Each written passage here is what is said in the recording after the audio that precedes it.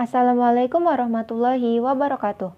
Perkenalkan, nama saya Mutiara Anissa Dewi Ajani dengan NIM G2110305 Prodi Sains Komunikasi Reguler semester 4. Di sini saya akan menjelaskan hasil analisis jurnal sebagai tugas ujian tengah semester Sosiologi Komunikasi yang berjudul Luhmann Reconsider Steps Towards an Empirical Research Program in the Sociology of Communication. Merumuskan bahwa teorinya mengklaim sebagai teori universal karena mengacu pada diri sendiri, penutupan operasional yang mengikuti dari ini.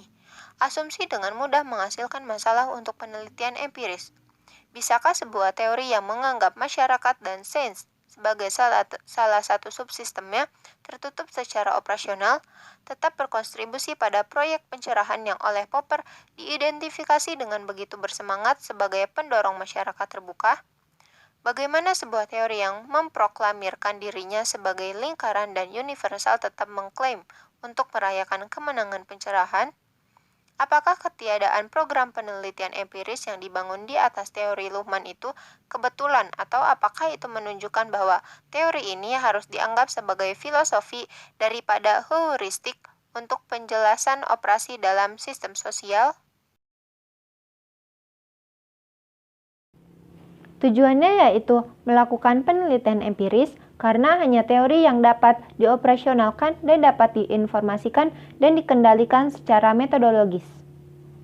Pengamatan Maturana mencatat bahwa rekursi terjadi setiap kali proses sirkular atau siklik digabungkan dengan proses linier, yaitu ketika proses sirkular atau siklik diterapkan pada konsekuensi perpindahan relasional linier dari penerapan sebelumnya. Saat ada rekursi, domain operasional baru muncul. Dengan menggunakan model ini, domain pemrosesan makna dalam hubungan sosial muncul sebagai referensi diri, dan oleh karena itu, domain autopoietik yang potensial berdasarkan flux informasi yang linier. Informasi dapat diberikan dengan makna oleh agensi refleksif. Agen refleksif ini tertanam dalam hubungan sosial. Istilah interaksi antara agen dan kodifikasi yang diberikan dapat mendorong sistem ini ke mode pengorganisasian mandiri. Media yang digeneralisasikan secara simbolik berkembang sebagai spesifikasi bahasa. Kasih makna meninggalkan jejak di dunia empiris karena dua kemungkinan pemrosesan informasi dan pemrosesan makna digabungkan. Misalnya dalam bahasa. Meskipun penjelasan kontingensi empiris dapat dianggap berada di luar ruang lingkup teori Luhmann, kata observasi tetap memainkan peran yang sangat penting dalam teori ini. Namun, konsep observasi diberikan dengan arti yang sama sekali berbeda dari penggunaan dalam penelitian empiris, di mana pengamatan menginformasikan harapan. Sebagai hasil dari tradisi yang panjang namun tidak ambigu dalam menghubungkan pengetahuan dengan manusia, seseorang dapat melihat idealisasi tertentu dari pengamat sebagai kompleks pengukuran dan perhitungan. Hal ini terutama terjadi pada fisika modern, di mana seseorang lebih refleksif pada efek instrumen pengukuran daripada efek operator manusia. Oleh karena itu, hampir mungkin untuk mengabstraksi dari interpretasi pengamat sebagai subjek dan hanya membahas mengamati atau pengamatan.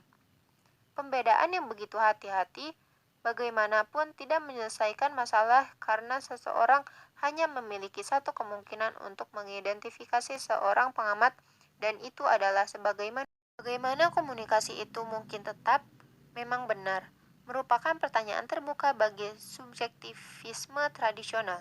Tetapi jawaban kami sekarang dapat dibaca melalui komunikasi, yaitu melalui pembentukan sistem pengamat sui generis, yaitu melalui pembentukan sistem semua informasi bermakna, dan makna juga dapat dikomunikasikan tanpa menggunakan bahasa. Dalam istilah metodologis, seseorang dapat menganggap kode komunikasi sebagai satu lagi tingkat kebebasan dalam komunikasi yang berbeda. Kode memungkinkan kita untuk fokus pada pilihan tertentu.